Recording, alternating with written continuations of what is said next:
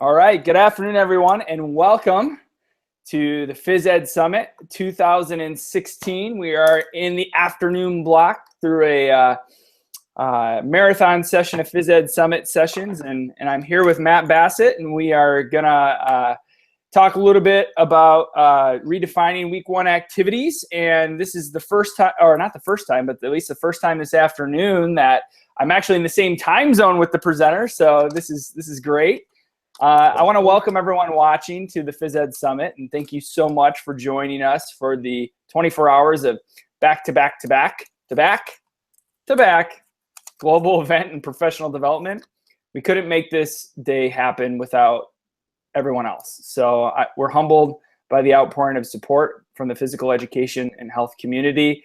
I think last I checked, we had 1,600 RSVPs to this year's Phys Ed Summit. And with every summit that we do, and we are now on the 5th one, there's more and more people who RSVP who are not even on social media. So really great. Thank you for being here. We're pushing best practices, effective health and physical education, professional development forward.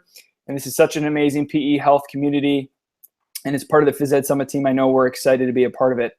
Just a reminder, we are using technology, and sometimes things happen. It's not always our friend. Wi-Fi problems, internet issues sometimes can occur. If that happens and the video feed stops, please check out the Tozzle. That's where I'll post a new video link. It might take me a few minutes to get it started and rolling again, but I thank you for your patience during that time. Also, during the Tozzle, we've had some reports today that some of the chat functions are not working in Tozzle. If that's the case for you, please try a refresh first. If that does not work, contact me, and I'm here for technical support as well as moderation. Just after the summit, we already have it posted, but there is a feedback survey to the Phys Ed Summit 2016 homepage.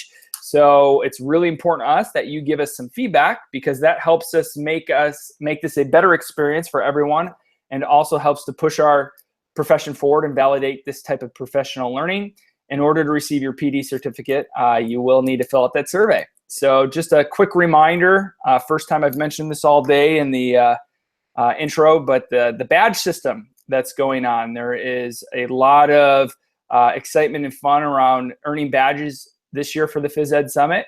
We do have a blog post about that, so please check it out if you want to see how you can earn some digital badges, and we can gamify the Phys Ed Summit a little bit.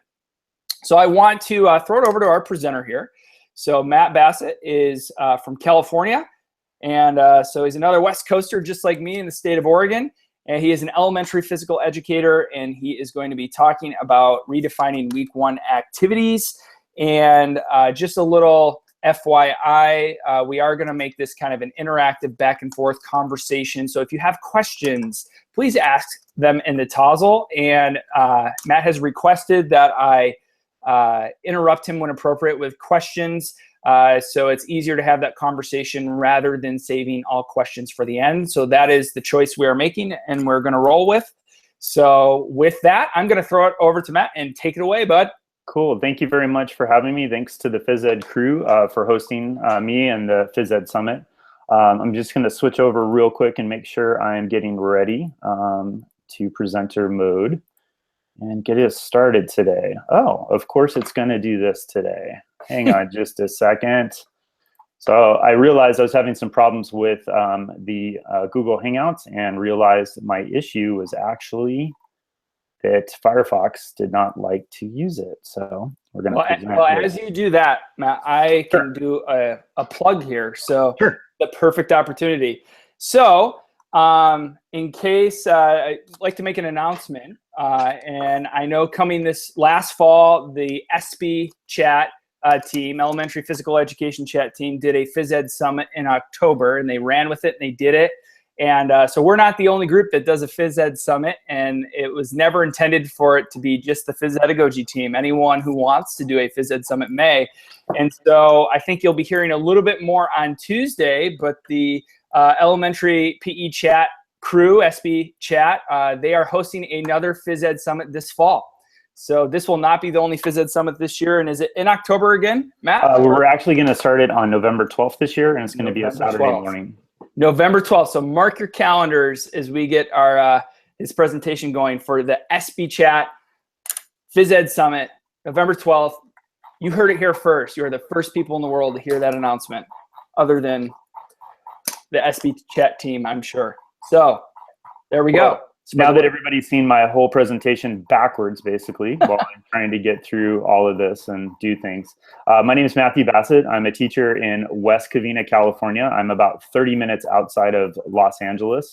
And I teach at a K-8 charter school. Right now I'm at I'm teaching kinder, 3rd, 4th, and 7th grade right now. A little bit about myself. I have a bachelor and a master's in kinesiology from Cal Poly Pomona. I became nationally board certified in 2011. I am a moderator for the SP chat, which is on Tuesday nights at 8 p.m. Eastern time. I'm active in the California APERD, and I'm also just to have signed on to become part of the Elementary Physical Education Workshop Committee member, which happens in San Luis Obispo during the summer. A really great opportunity if any of you could ever join us out there. So background, I teach K-8 students, and most of my classes are about 50 minutes long, except for minimum days, which are closer to 30 minutes. Today, my session agenda, I just wanted to kind of get brief background on week 1 activities. Want to talk about 3 ideas that I've had over the years for redefining my activities. And then I want to kind of go through some icebreakers and then some team building activities. Hopefully these 2 sections aren't preaching to the choir too much. But the idea is to kind of share some ones that I've learned this week while I've been preparing and some that my students really enjoy. And also just I have a brief survey for myself to kind of find out how I did so that I can get better at presenting online and in my sessions. And please don't forget, if you have any questions, ask questions, and Adam will be watching the back channel so that I can keep going, and he'll stop me when necessary. So traditionally, first week is about covering rules, expectations, grading, etc. It's really tedious. I do a lot of talking. Every year I lose my voice. I absolutely hate it. And what I've realized is that every other teacher in my school is doing the exact same thing. So what I started to realize was it wasn't beneficial for me to go over rules and expectations grading, especially those first couple of days, because all the other teachers were, and all the students probably heard was the Peanuts teacher going wah, wah, wah, wah, wah, wah. So what I want to do is just to talk about when I started a long time ago. I just have the students do a worksheet, kind of like what you see up on the screen. It's not very exciting. I was one of the first teachers that started to use PowerPoint, and it was kind of boring, actually. So even though the PowerPoint was coming in and I was showing the students, they got a little oohs and ahs from the transitions from one slide to another. But to be honest, it wasn't very exciting for the students either. So let's get started and talk about some ways to redefine week 1 activities in our activity. So idea number 1, I am a big fan of watching The Amazing Race. So many years ago, my wife and I, we were sitting there, and I was like, it'd be really fun to do something like this for my students. So I'm going to show you a little video. The classroom teachers were actually running the video during my class, and they would actually, I wouldn't be in the room, and the students would actually get started for their first little part about PE this way. And Adam, can you hear it okay? You're going to want to take out your headphones, Matt. Just unplug them from the computer.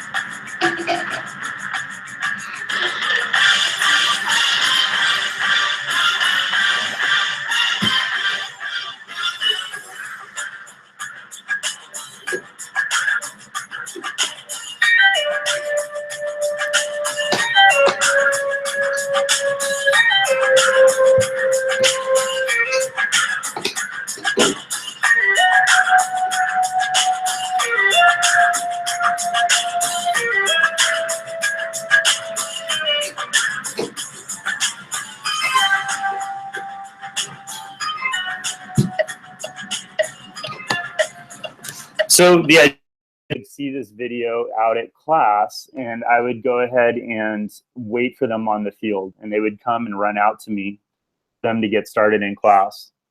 When I did this, it was kind of cool, and they'd run out to the field where I was, and then they'd have lists with their team names on them. So I just kind of made up 2 random names here so that you can see. And they would find their team, and then they would start doing team building activities. We'll talk a little bit more about team building a little later. But what each task that they would complete, I would have the students receive one ticket. And the first few tickets I would make sure were the expectations so that they knew what to expect from me. And then there were also other tickets that had to do with grading and tardy policies and et cetera, the things that every school wants you to make sure to express to your student.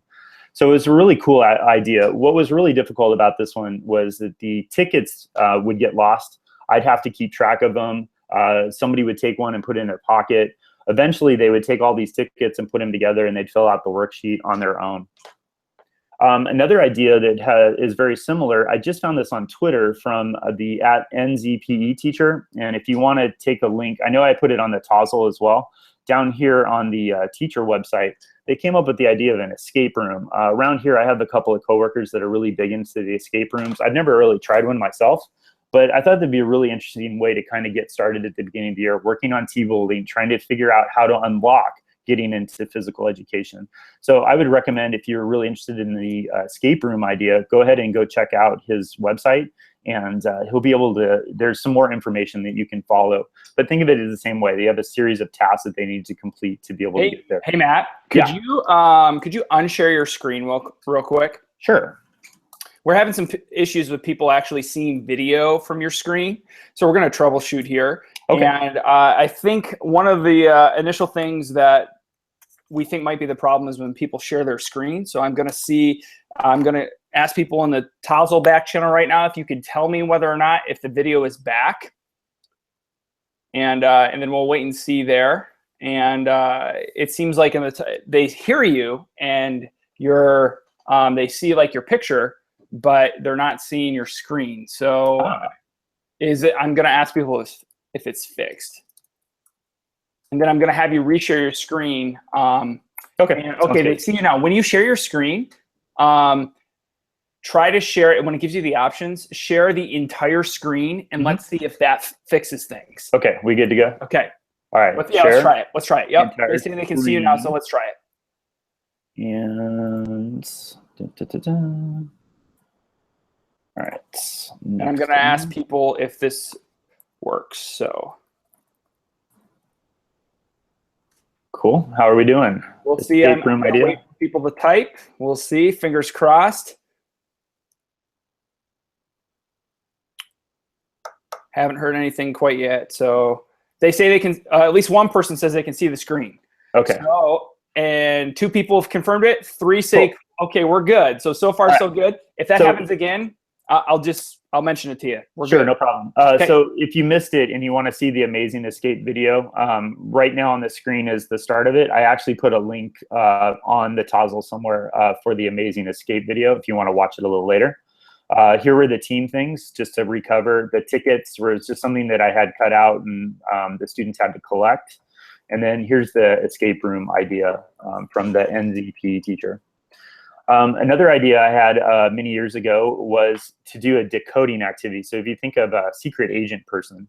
So I actually had these posted around the field for my students to be able to see, and they had to go over and figure out what each of those little symbols represented. And they were given a decoder. The decoder, they could walk around and they had to literally figure out each word. Now, in my head, I thought, oh, this will be really cool and the students will get through it really, really quickly. With doing each individual letter, it was very, very tedious, and the students, it took them a long time. I do remember having to stop doing the activity for a little while and to cancel and to kind of get them redesigned so that they could actually finish in not having to take 3 months to get through the whole thing. So the following year, I ended up taking kind of the same concept, and I just did words for one symbol. So we have a Frisbee disc golf. That meant clothing. So on the decoder, they realized that meant clothing. So then on their paper, they could actually figure out what the word they had to write in, and then they wrote it down on themselves. Another idea that I had come up with was Star Wars expectations. Last summer, I was really excited to find out that when you do a QR code, you don't need to have Wi-Fi if it's a text-based QR code. And that just really helped me. I really wanted to do a QR code scavenger hunt, but our Wi-Fi, especially out on the field, is very spotty. Sometimes it works, sometimes it doesn't. So I created two different versions of my Star Wars expectations. I had the light side and I had the dark side. And I created the light side. When I printed out the posters, I actually had a color coding like yellow to represent the light side, and then the dark side was a black color. The idea was that they could go to either spot and I wouldn't have 40 students trying to look at one postcard or one poster. So I had a little bit of fun with taking the quotes from Star Wars and kind of making them PE related. But on the QR code, when it pops up, it would be a section that I wanted them to focus on their student handout, and they would use this information in the QR code to be able to answer. So I had the light side and the dark side. There were 10 stations, and basically all I would do is walk out with my students, and I would tell them, all right, these two gates that are over here on my right, don't go past them. The two gates that we walked through to get out here, don't go past them. And then you'll have to look around the field and find. The complicated ones, I would tape a couple of them to one of the bleacher benches, and they would be more, what would that be, horizontal. So it would be harder to see unless you walked by them. I did have a problem this year. I had to throw a couple of them away. They decided to extra water that night, and I had a few of them taped down, and the QR codes got messed up. So one of the things that I do to back up to make sure that my technology is working is I actually have a second printed set just sitting in a folder in my bag, so that if there's something that really goes wrong, I can actually have the students still access the information. So this was my Star Wars expectations. I figured that last summer with episode 7 coming out, and there's a new Star Wars movie, I think they've lined one up for the next 8 years. It was going to be pretty relevant information. It would be exciting for the kids. They'd enjoy it. I love Star Wars myself. What I try to do though with my expectations, whichever one I choose, I try to stick with it only for a handful of years because of the way I see my students.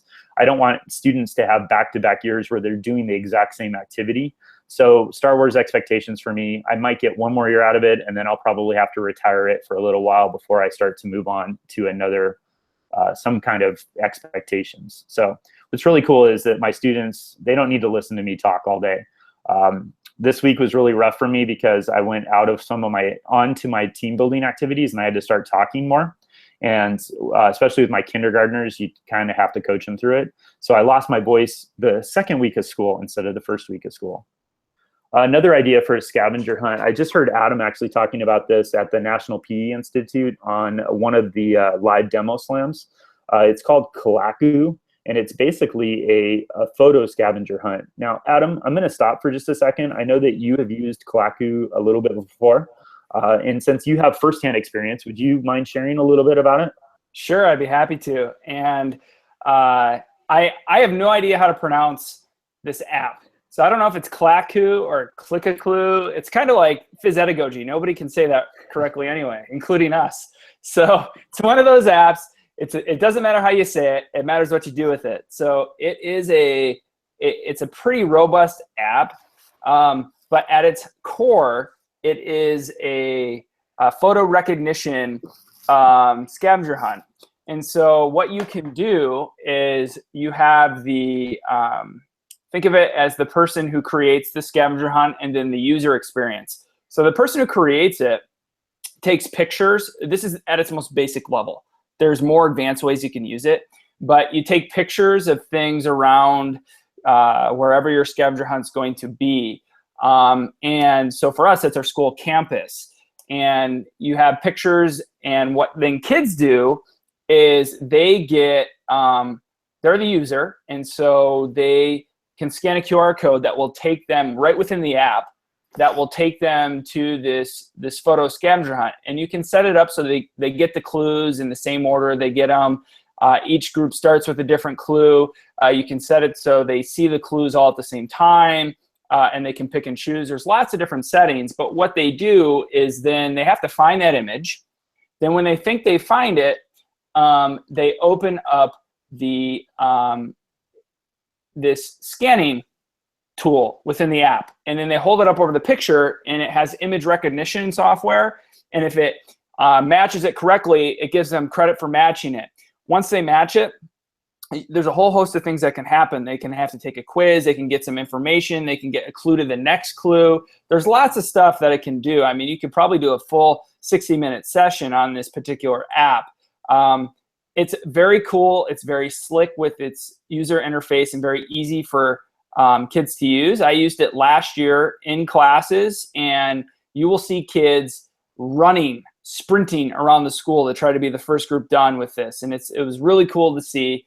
Words of warning though, or just something to note is it, like with any app, it wasn't 100% consistently perfect, and some kids would get booted out occasionally. We noticed this to be more of a problem if they were leaving areas where there is not Wi-Fi, and or we actually built our Scavenger Hunt so that it didn't need Wi-Fi, because it does use some location-based services. And if you lose internet or you lose connectivity when you're trying to use the location-based services, it can really screw up the game. On my end as the teacher, when students are completing the hunt, if it works perfectly as it's supposed to, I get a real-time update of where every group is at, and I can see their progress. This didn't work terrific for me. It was kind of buggy, and I didn't necessarily get updates on where kids were at. But that did not affect the students' ability to complete the scavenger hunts. They had no idea that I couldn't see their progress, and it didn't affect them. So it wasn't a perfect app, but there's a lot of really strong points to it. And it seems like that the developers are still actively developing it, and that so they're investing in it. And it looks like that they're very responsive, and they know there's some, and they're aware of some issues. But it's I would say it's very promising to use. And again, like, kids were super engaged with it. They really liked using it. And it is an app. There's a free version that students would use, and then there's a paid version, like for you to create your own scavenger hunts. It's $10, so it's expensive, but I think it's definitely worth it, and for activities just like Matthew's talking about here. Yeah, and what I've been able to use it on a personal level. They had one of these scavenger hunts set up not too far from my house. It's just really cool because it gets you out and moving, and like Adam said, people don't realize they're running and not even realizing how much energy they're using to do this activity. I know also Naomi has created a blog post that talked about using QR or geocaching, and she's also learned how to use Google Form to do something similar, so that it'll tell you where to go, and then you do something while you're there. So it's just a way to use technology to its fullest potential, and hopefully if you're interested, you can check it out and give it a try. One of the things that I've had a little bit of an issue with is icebreakers. A couple years ago, I decided to ditch the icebreakers, and then I realized I do get a couple of students that are new to my school. My school, we have a lot of people that stay with us for all 9 years because I'm a K-8 school, but we have that 1 or 2 kids, and it's really, really important to have icebreakers. So I made sure to reintroduce that this year. So I want to kind of give you a couple of ideas of some icebreakers so that you can get people to talk to each other. What I want you to do is, if you have a device, I should have probably told you this before, but if you have an idea for an icebreaker, I don't want to make this just about me, and you probably have a lot of ideas yourself. You can use the QR code to scan, or you can use the Padlet.com web URL at the bottom to share. I know that you're also using Tozzle, and you can share in Tozzle as well. Some of the icebreakers that you use in your class. But I'm going to go through, as you're doing that, just a couple of my icebreakers that I have used and I've created for just recently. So I'm really big on taking pictures of my students. This helps me get to know names and faces. That is probably one of my biggest weaknesses as a teacher. I don't do that well. So what my goal is to get a selfie from a student is to know what their name is and to see their face.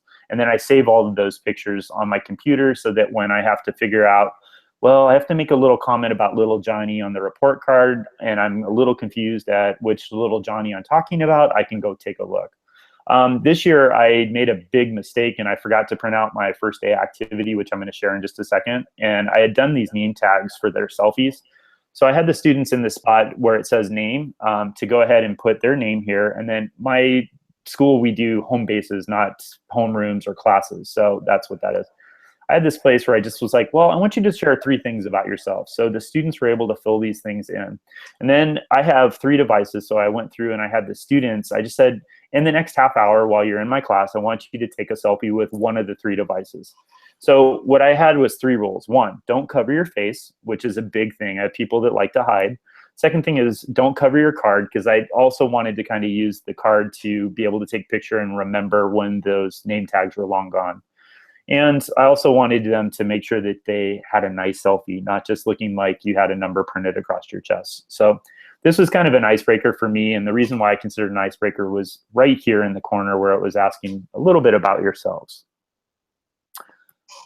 And the second thing that I did this year is I've done a scavenger hunt bingo kind of thing with students in the before to get them to sign signatures. But this year I decided to do a bingo version. So the students would get a bingo card and they'd go around, and when they find someone that likes looking at the sky at night, they would actually have that student sign their name in that corner. I created 4 different versions of it just so that they had different places. So I told the students it's the same information. It's just trying to, you have them in a different location. So I had students going around, and it was really cool because they'd share things, and they're like, well, if I get a bingo, am I done? I'm like, well, that's really cool. Now go find more people and try to get a second bingo. So one of the things I did was just when somebody got a bingo, I had the people that had the most number of bingos or the most squares, they got to leave class a little bit early. That was really important for my 7th graders because it makes them feel special. But what they don't realize is it was only like 30 seconds quicker than anywhere else. Another activity that I saw when I was preparing for this was really cool. It was just a simple little dice activity. So go around, and then if you roll these numbers, you answer a question. So tell your favorite food, TV show, your favorite animal, favorite holiday, favorite app, and your favorite sport. So even if you don't want to use this one that I just found on Google, you could end up using a different one that you created, and you can make it all physical education specific if you would like. But I thought it was pretty cool because it was just kind of random. You could go up, maybe you could work on a thing where you have to roll dice, you and a partner 2 or 3 times, whatever you wanted to do, and then you'd go find a new partner. Another really cool one, this video series actually came from a YouTube channel I found a long time ago called Duct Tape Team Building. And it's just an old game. They just use duct tape. I don't use duct tape when I do it. I actually just have the students line up in the classroom, and it's basically a this or a that. So when you go through, you're going to ask questions of the student, and if they're answered this, they go here. And if they go that, they answer over, and they move over to that side. It's just a way to get to know students and find likes and dislikes. And you can see as they're walking, I'm not going to worry about the sounds. Hopefully we can get it going. They're just going to ask some information and say something, and then everybody in the group will move to whatever side they feel better. Sometimes it's 2 really awesome ideas, and sometimes it's not. What the goal is try to avoid the people standing in the middle like that boy did in this video. So, you know, oops, hang on just a sec. So that's just one of the ideas that I do. And I use this as a filler, like, oh, I have 5 minutes left, what should I do? So some of the ones that I shared with my students this year, do you like baseball or basketball more? Do you like morning or staying up late? Do you like pizza or cheeseburgers? Do you like apples or oranges? So it kind of gets you to know, and you can make connections. And what's helpful is for those few students that feel really alone because it's their first day and they don't know what to do, and they're able to find people that they have common ground, and they can start talking as a result. So that's why the icebreakers are really important, and I have redefined myself for that. Next thing that what I work on is definitely team building activities. Now, hopefully some of these are new for you. Some of these are things that I've been doing for years, and you've probably seen them yourself. But we're going to go through, and if you have a team building activity that you would like to add, either put it in the Tozzle yourself. You can scan the QR code over here, and I created another Padlet for just basically sharing the thing. If you want to type in the web URL here, padlet.com/Bassett1976/teambuilding, it'll take you to a Padlet that I created, and I do believe I kept that on the Tozzle somewhere. I don't know if Adam can share that if I messed up, and you can refer back to that later. I'm not going to take it down anytime soon. So one of the things that I started doing, we had a minimum days in my class for the first couple of days a couple of years ago, and this has also helped me switch from teaching my rules and expectations day 1. So I had the students work on this, and I literally wouldn't say anything about what we were doing until I did this video. 10 games, each 60 seconds. Playing with household items can make you a millionaire. But first, you have to make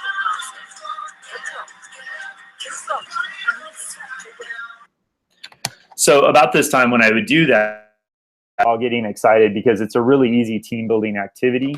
And what I would do is after that, I would show a blueprint. And I'm just going to kind of talk over the blueprint a little bit. So the students would actually be watching this and they would get an idea of what I would expect from them.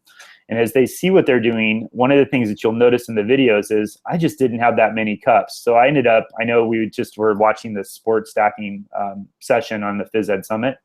I don't have my own sport stacking, so I use solo cups. And so what I would do is I would tell the students next, here's a modification. We're not going to do this, 20 cup stack or whatever it was. We're going to do basically a 6 cup stack, but I'm going to put you in groups of 4, and each person has to build and tear down their whole 6 cups. So I'd give them the strategy or modification that I expected from working in a group, and then I would provide time for their strategy and give them 30 seconds to a minute to come up with an idea. How are they going to rotate? Who's going first, second, third, fourth? And then I would basically get started with my timer countdown, just like you would see in the TV show when we did it. So my whole repetition, if I was to do it, is right here. What was cool is that it got the kids absolutely excited. I had some teachers, we have a couple of buildings on our campus that are connected, all the rooms are connected to each other. And I would have literally teachers coming over complaining to me that my kids were having way too much fun. So this was like the first day I'd have my students, and they were just bouncing off the wall, screaming and yelling, and I'd go through a handful of activities. What I did in this is I would put together little Ziploc bags with 4 or 5 activities, and I'd have the equipment in the Ziploc bags. So I didn't have to hand out and bring back. I would just put 1 bag on each table, except for the cups, which I had to do separately. So that was just something that made my life a little bit easier. And if I didn't get through all of the activities, it was fine. The kids really liked it. And I really should probably expand this to another day for when we have bad weather days for myself, because the kids love it. This activity is a following directions activity. And if I'm going to be honest with you, this is just pure evil. Many years ago, I was in a class and I had a teacher do something similar. I don't know if you've ever had that, where you're supposed to read the entire paper before continuing, and you're supposed to go through the task one by one by one. And the idea on the thing was you have to do all these really crazy things, and the teacher would give you a time limit and you were going to get a grade on everything. What happens is a lot of my students, they don't read the entire paper first. They just go, oh, I have a lot of work to do. We're going to skip to number 2. So I have them go tell them my name, and then they go do 20 jumping jacks. I made it a PE version of this. They go to the basketball court and they pretend to take a jump shot. I decided to do that so that I didn't have to take equipment out with me. So they go through all of this, but what they don't get to is I only give them like 3 or 4 minutes to do it.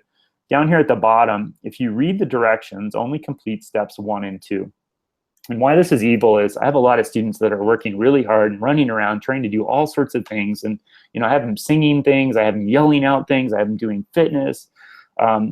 What I try to do is I stop them, and I have them this year, I had to do a think, pair, share activity. Why is it that why would I do this? Why would I be this mean? And what I try to get them to focus on is when we don't follow directions in PE, very often you end up doing extra work than you needed to do. So I need you to pay attention to me, and whether my directions are verbal, written, video, I need you to follow directions. So hopefully that when I do this pretty early in the school year, they remember and they get used to, okay, wait, we got to follow directions here, because the goal of the directions is not to make me work harder. Another really easy team building activity that I've done over the years was height or reorder, or a birthday reorder. So you have your class stand in a straight line, and you'll notice that your classmates are in different heights. So what they have to do is basically they just reorder themselves, and they're not allowed to talk. And ultimately you want them to start and go from the shortest to tallest, or tallest to shortest, depending on how you want to do. What you do is you have the students, they can't make a noise and they can't talk. So they're having to work on different types of communication, and they're having to work on problem solving without communicating through their voice. You can also do this also with the birthday reorder. So you have your January birthday at the front of the line, and then the December birthday at the back of the line.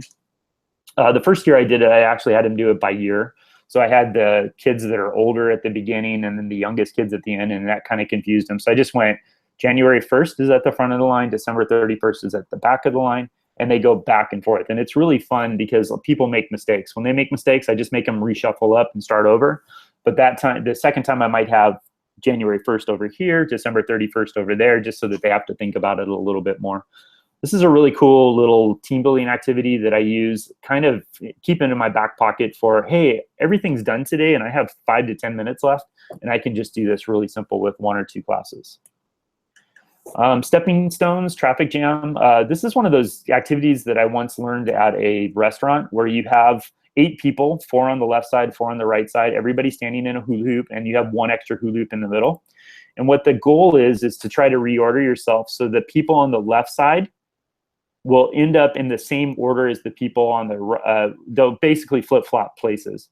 So as you can see that they're trying to figure out where to go and what to do. And the thing is, you can't go backwards. So you have to be very, very careful. That was not supposed to happen. And so the person that was in the middle facing the right, they got all the way over, and you go back and forth. If you make a mistake, you have to start over again and keep going. This is a pretty basic stepping stones. Some people call it traffic jam. There might be other names for it as well. But you can see kind of what's going on with the activities. And this is a very long explanation about how to do it. You can see the red shirts are the ones that are on the left. This would probably have been better to watch. And then the other shirts on the right. And you just have to take 1 step at a time. The left team takes a step, the right team takes a step. The left team takes a step, the right team takes a step. I've used it with poly spots as well, and I actually make the students jump over each other, but with hula hoops, they're a little bit bigger. You probably don't want to do that. A different one, which is stepping stones and crossing the river. These students over here, they have some kind of block to stand on, poly spot. And basically here, let me see if I can fast forward this one just a little bit to show you where we are. So you can only step on 1 person on a poly spot at a time, and you give them 1 extra poly spot, then you have students. So they have to come up with a solution, and it doesn't take long for them to figure out that they just pick up the poly spot or the brick or the block, and they keep going. You can also do a variation of this one where you have to keep the pressure on the poly spot, and if a student like jumps off of it like that boy in the yellow did right there, this one that I'm pointing at would have disappeared because there was no pressure on the floor. And if they're unable to complete the task, everybody in the group has to go back. What's really interesting about these activities is you find out who the leaders are really quickly, and you find out who the impatient students are really quickly because they push forward very, very fast. They don't always think about getting the whole entire group across. And what you can do is you can actually layer it. So the first time you can do 3 or 4 people, and then you can combine 2 groups together, and eventually you can actually build into having the whole class have to do the same group. This year I did a modern variation of it. I decided to bring out hula hoops. So I just gave each group like 5, 6 students 2 hula hoops, and they had to get across, and they had to figure out how to do it for the activity. Last year, I actually went to the hardware store. I've always wanted to do the toxic waste transfer that you see over at some of those supply stores. And the equipment is really, really expensive. So I actually got a washer last year and a tennis ball and some twine from Home Depot. It was really easy. But the idea is that you're carrying around the toxic transfer, and you can't touch it because it's toxic waste. And you have to eventually put it into a container to keep it safe. So each person in the group has to pull, and you can actually make them elastic bands if you want to. And it makes it even more challenging because each person has to pull at a different tension so that you keep the toxic waste where it needs to be and put it where it belongs. So this is a really fun little thing, and it's very, very challenging, but I've been able to use it from 3rd through 8th grade pretty easily. Trust walks. I won't play the video, but you get the idea. The person in the front can be the person that is not blindfolded. Everybody else is. They basically are doing a follow the leader type activity. You can also make it so the person in the back is the person that is leading it and is unblindfolded. And if you really want to be challenging, the person in the back will give nonverbal communication. When they squeeze their right hand, the person then squeezes the right hand, squeezes the right hand, squeezes the right hand all the way up, and then the person in the front makes a right hand turn. They squeeze the left hand, left shoulder, goes all the way up, they make a left hand turn. So these are trust walks, nice, easy team building activities that works on cooperation skills. Now, this is a really cool one that I found last week, and I meant to start it yesterday, but I'm probably going to get to it next week. I'm not going to encourage you to do bridge relay activity, but I thought it'd be really cool to do this as a plank relay. Really good for also building activities for the thing. And what these students do is they basically take turns and they run around. And I know in the video they're doing bridge relays, but think about our students doing a plank activity. Thought it'd be really cool, build some upper body strength, gamify upper body strength, and keep going.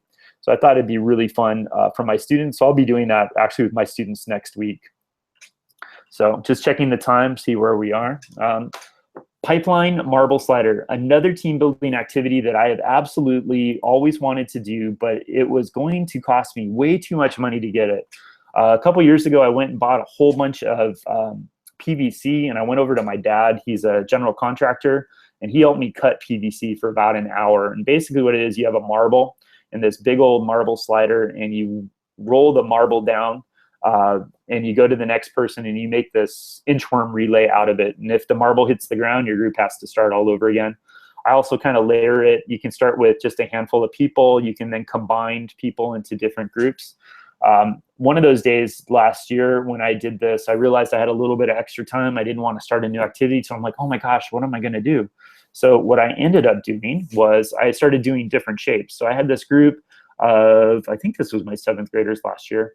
I started had them doing marble slider in shapes. So this was kind of circle-ish. And then they got through that and was like, oh, that was cool, Mr. Bassett, what's next? You know, it only took them 2 minutes to do that. So I had them work on actually marble slider in figure 8s. Let's see if my video of my students coming out will go. So they started on one side, they came up with a solution, and they had to work on the over-under, and you know, they have to modify the activity a little bit, but it's actually pretty cool to watch them. You see the marble coming down now, and then it goes step by step by step. I allowed them to cheat a little bit and use their hands for this just because it was a little more challenging. So marble sliders, just trying to figure out a way to kind of extend the activity for a couple of minutes to keep going on. Knots, I'm pretty sure most of us know what knots looks like and what it's been doing. The human knot, remember, you can't hold hands with the person next to you. You can't hold the hands of the same 2 hands with the same person. And then you basically get yourself knotted up and you slowly but surely untangle yourself. Really good on communication. You'll find the leaders in your group and your activity, and you'll keep going from there.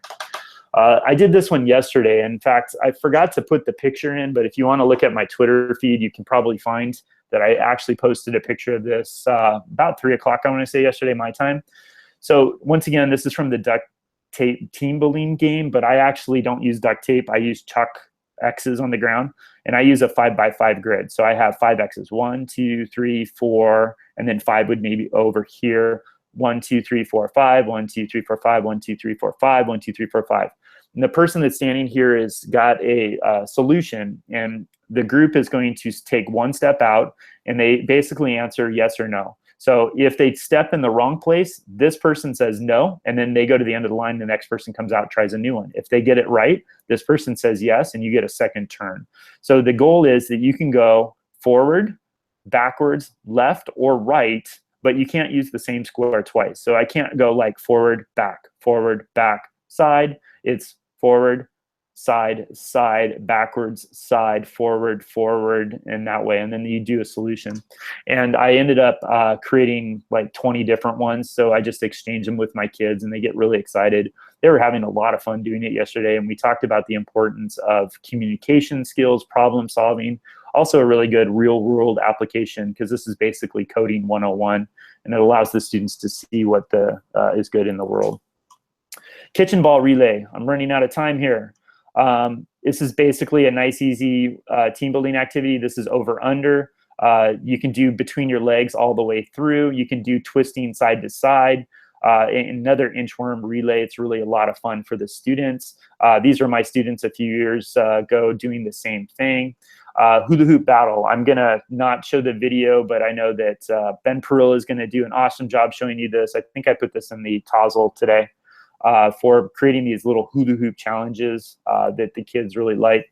A different version of the stepping stones of this caterpillar traverse, where they basically tie their feet together, and you can only step inside of these little rectangles. I was thinking using Hula Hoops. I probably am going to try to do that this week for the first time. Group juggle, this is something that was taught to me a long time ago through my state organization. You have groups, small groups, and you make a pattern where you just throw the ball to the person. You can call out names. It helps with learning names. You can change the way you're throwing it from chest pass, bounce pass, depending on your equipment. You can also work on a little strategy where you pass the ball and you run and change the places with the person you pass it to, so it's constantly moving. Minefield, another blindfolded activity where you actually talk people through going through the minefield without falling and tripping. You can work on over under as well. Those are some of the standards I know for us. Great Communicator is a really cool thing. You basically have these cards where you have these pictures. One person stands up in the card and then explains how to draw it, and the students have to try to draw it as best as they can. I use this on my bad weather days a little bit later in the year so that I can get through my students, get them used to communication skills. They realize how hard it is to explain things, and usually my students do a better job of listening for a while after I do it. Another team building thing that I do on bad weather days is I created a bunch of these puzzles a long time ago. I just got a poster board. I put core values, I put different sayings on them, and I cut them up in different ways. I organize them so I keep only one puzzle at a time. And the students have to figure it out. If you want to do it the hard way, the person putting it together has to be blindfolded. They're the only one that can touch it. Everybody else is trying to help you to do it. Fitness fun with mats. This is one I found in a book a long time ago. So you start with the mat open, and then your group, without touching onto the ground, has to actually fold the mat, and you stand on top of it. Then you can do it the opposite way. And then you can make a relay race where it's like closed, open, and they move across the field as well. This is a different way to do the mat where you put two mats together and you have the groups, kind of the same thing I was doing with the Hula Hoops this year. Pass the circle, the Hula Hoop, you're all holding hands. You put the Hula Hoop and you cannot drop your hands, and the Hula Hoop has to go around the circle. Amoeba electric fence, this is another duct tape one. Just go ahead and put duct tape between two chairs, and you have to get everybody from side A to side B without touching the duct tape. So I feel like I'm going really fast. I'm really sorry. Captain on Deck's really cool. I'm not going to have a whole lot of time to share this, but the idea is that you shout out commands and your students have to follow it. The students don't realize you're going over expectations and listening, and they're making it into a game. So hopefully in here, what my goal is to get you to try something new in redefining week 1 activities. I want you to get the students moving as quickly as possible. And don't forget, ask the students their own opinions. That's something that we tend to forget a lot. You know, the students are really honest with you, and you'll have a better experience if you're able to do that. So what I'm hoping is to take those week 1 activities from being really boring and the kids don't want to be there to something extraordinary for you. And to get them excited about your class and to get them going in class. So just to reiterate, we are going to have our own SB Chat Phys Ed Summit coming on November 12th. We'll have more information coming out Tuesday night after our chat is over, and hopefully we'll see you there. And if anybody's listening wants to present, just be ready for us to post the link. And if you have time, if you want to fill out, this is a 5-question survey. Just let me know how I did today. I know I kind of rushed through the second half of that, and hopefully you understand some of the things I was saying, but you can go back and watch those videos there on the presentation or on the Tozzle. And just give me some feedback. Let me know how it goes. And if there's anything I can do to help, please call me, email me, send me a tweet, whatever you want to do, and I will do my best to help you out. So Matthew, I have a few questions here. Sure. And you were just on a roll. So it's like, I didn't want to interrupt you. You were just going, and I'm like, all right, this is great. So I think I have like, not even week 1 activities. I think I have like year-long activities here to add to my toolkit. Yeah. First question was from Seth Martin, and he wants to know how do you approach, when you have team building activities, how do you approach individualizing or scaffolding the instruction or activities based on groups? Like how would you think about that, and how would you approach that? Well, if you're talking about grouping, I try to get my groups to be non-friend groups, because it's really easy when I go, hey, I need a group of 6. The same 6 kids always go together. So I try to mix it up. That's where Team Shake comes in. The activity, why I choose what I choose, is for the outcomes. What is it that you're going to learn about while you're going? What communication skills are we going to work on? Over the years, I've just learned, hey, I can tweak this a little bit. So that's where I do the scaffolding. the stepping stones one back there. So we might do groups of 4, and you get an extra hula hoop or a poly spot. And then after they figure out how to do groups of 4, then I'll put 2 groups of 4 together, and it makes it a little more challenging because there's more students. So the hula hoop this year, I had 2 hula hoops for the group, and then I'd bring 2 groups together, and I'd take away a hula hoop. So they had 3 hula hoops now for like 8 students. So it makes it a little more challenging. They have to work out a solution. They're going to make mistakes. That's what I love about the team building. Hey, too bad, go back. It's kind of that fail, first attempt in learning. It's not a big deal. Go back, fix it. It's not, and we have to work on making sure that we're using positive words in class, because it's really easy to get down on people. Had that happen this week and had to have a conversation with my students. So, Seth, if I didn't answer that, please send me another message and I'll work on that. On that end, I have a follow-up question on that, because it's something I thought of, particularly when I saw the one with the fold-up mats, because I tried something similar to that a couple of years ago, and I haven't gone back to it. And I have a couple other activities in the bag similar. But what do you do when inevitably you have students who have difficulties playing fair in these activities, and they're cheating, or they're not following the directions, and they're totally missing the intent?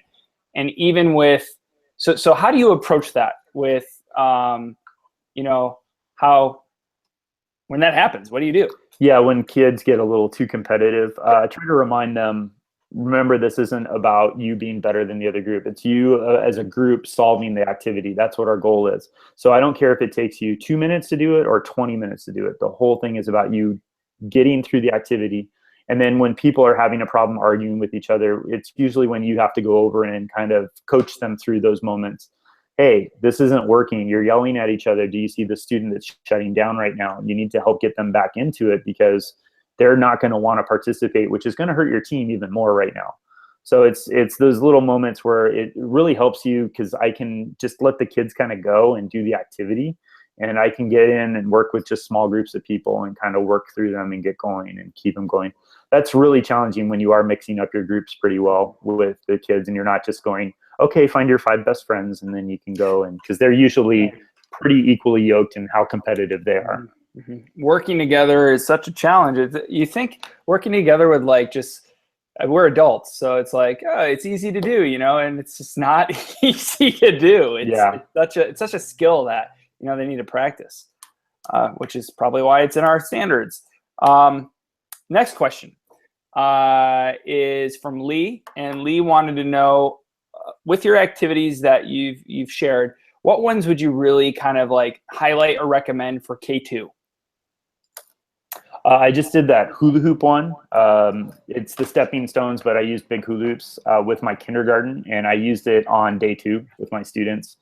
I am kind of strange. I know people are probably gonna yell at me. I actually, the first day, did duck, duck, goose with my kids, mostly because they are so panicking that I'm taking them away from their teacher, and I'm never gonna bring them back. I just basically do my pictures. I go through rules, and then I do a little warm up, and then I do something really simple for them the first day. But I did that hula hoop thing with them the second day, and it worked pretty well. I kind of had to tell them how to do it, which is not what team building is about, but they were actually able to figure it out. Okay, everybody go stand in this hula hoop in your group. Cool, take this hula hoop, pick it up. Now put it on the other side of the one you're standing in, and then you kind of keep going. I also did the kitchen ball with them this week. Once again, you have to kind of demonstrate it. I'd have one small group demonstrate while everybody else was watching, and then I'd start to pull my other teams and get them together, and then I'd give them a ball, and then they'd go. So they really only, I had I think my 2 cones for that K group maybe 15 yards apart, and it took them like 10 minutes to get there, but they got there. And that's really what the key was. And, it's cool because I could watch the kinder and I could say, hey, you got to pay attention now, because you could see the ball rolling way back behind them all the time when that happened, because the person in the back would be like, oh, I want to look at the bird right now. Cool. And then the ball would be gone. So I'm picturing tying it into a previous Phys Ed Summit session. For anyone who watched Andy Harris' session before this, I'm picturing his visual of his head in the clouds with that kindergartner staring off. I always feel like Doug from the Disney movie Up. Squirrel! Yeah. Like randomly, like, hello, back over here. Thank you. All right. Well, I think that's all the questions that people have right now. So I think we're good. Matt, cool. we're thanks for this session. That was I'm just looking at the Tozzle here. It looks like everyone is like super energized and ready to go and get back to school and use some of these in their classrooms. So really appreciate you sharing. I hope it was good, and hopefully somebody got something out of it. So awesome. Well, once again, Phys Ed Summit watchers, there's plenty of sessions going on for the next, I don't know, we're not even halfway through yet. We're just about halfway through. So still got a lot of sessions to go. Let us know on Twitter and on social media, what you're learning when it happens, and we'll keep this conversation going. So for Matthew Bassett and myself, I think we're all set, and we will catch you later. Any final words? I'm good. Have a good night. Have a good night.